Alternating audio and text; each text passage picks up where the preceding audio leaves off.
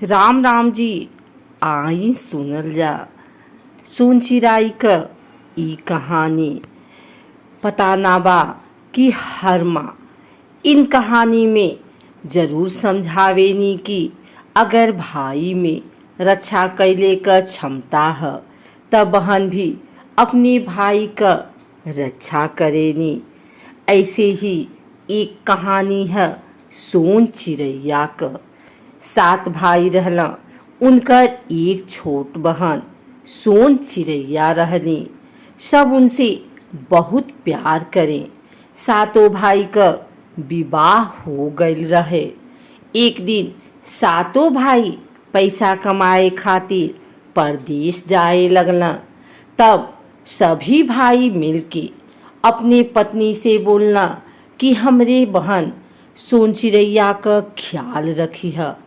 सभी का पत्नी कहनी आप जाइन।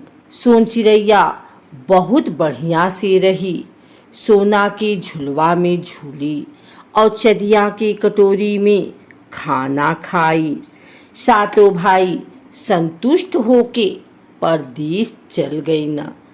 उनके जायले के बाद सातों भाभी ने सोन चिड़ैया पर अत्याचार कर शुरू कर दिहनी।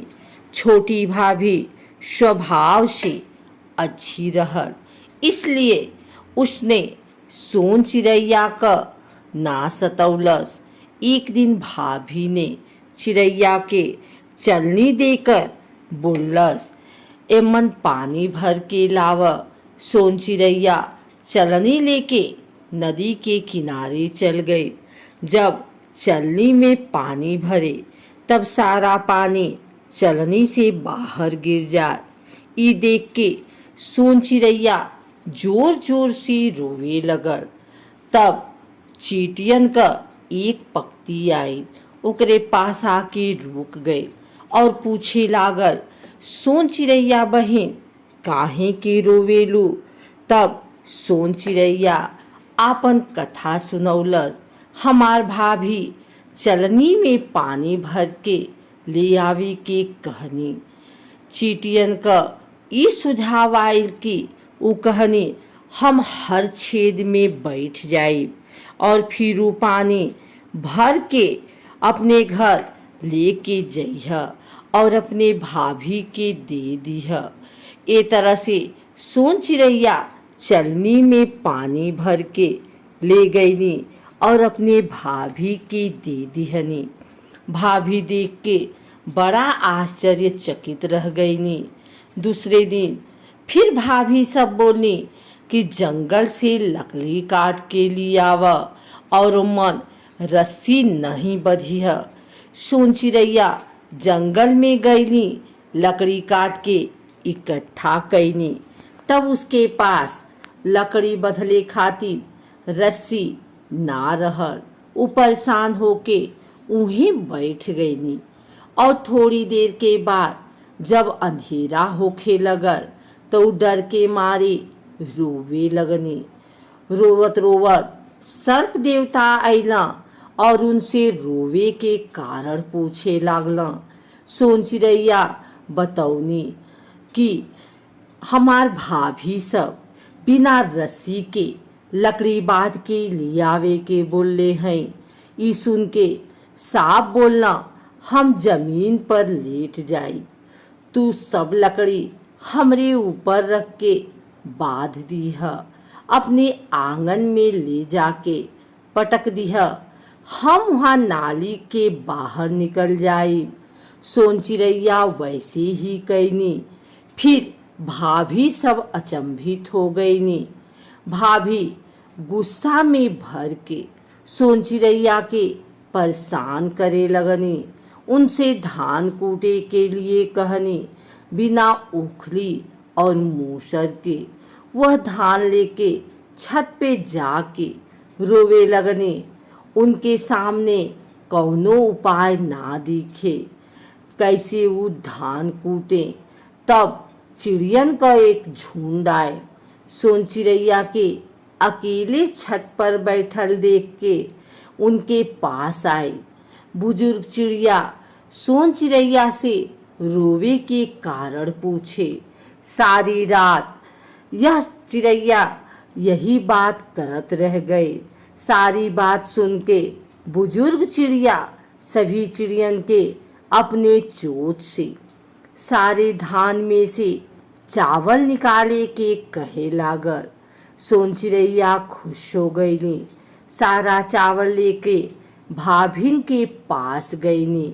तब भाभी चावल गिने लगनी त एक चावल का दाना कम पौनी।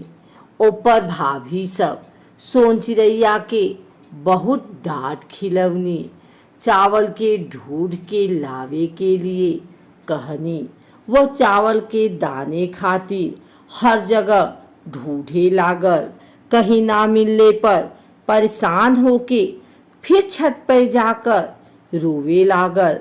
फिर चिड़ियन का वही झुंड ओकरे सामने आए। ओसे रोले का कारण पूछे लागल।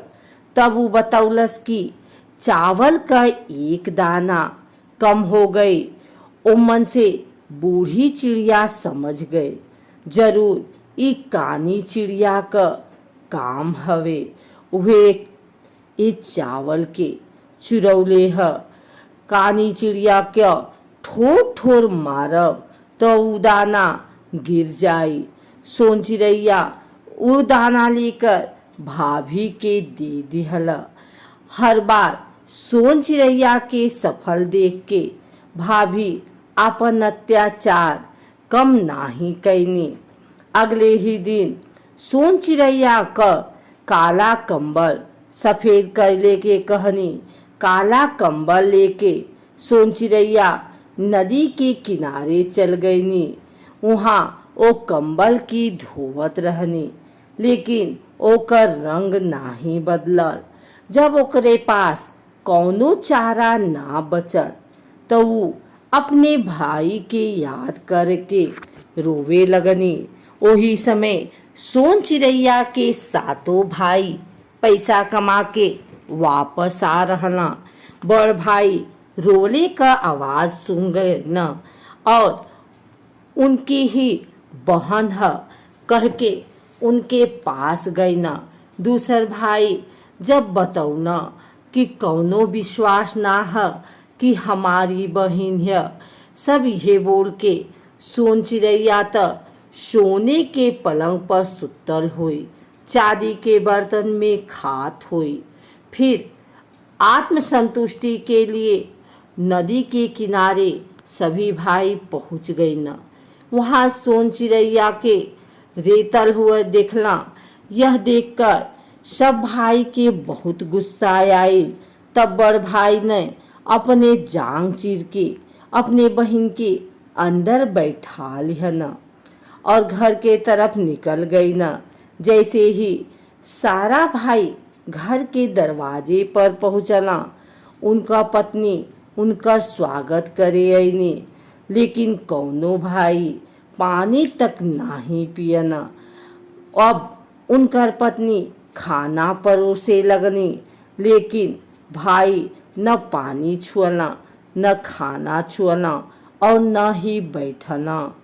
सबसे पहले सोन चिड़ैया के बारे में पूछे लगना।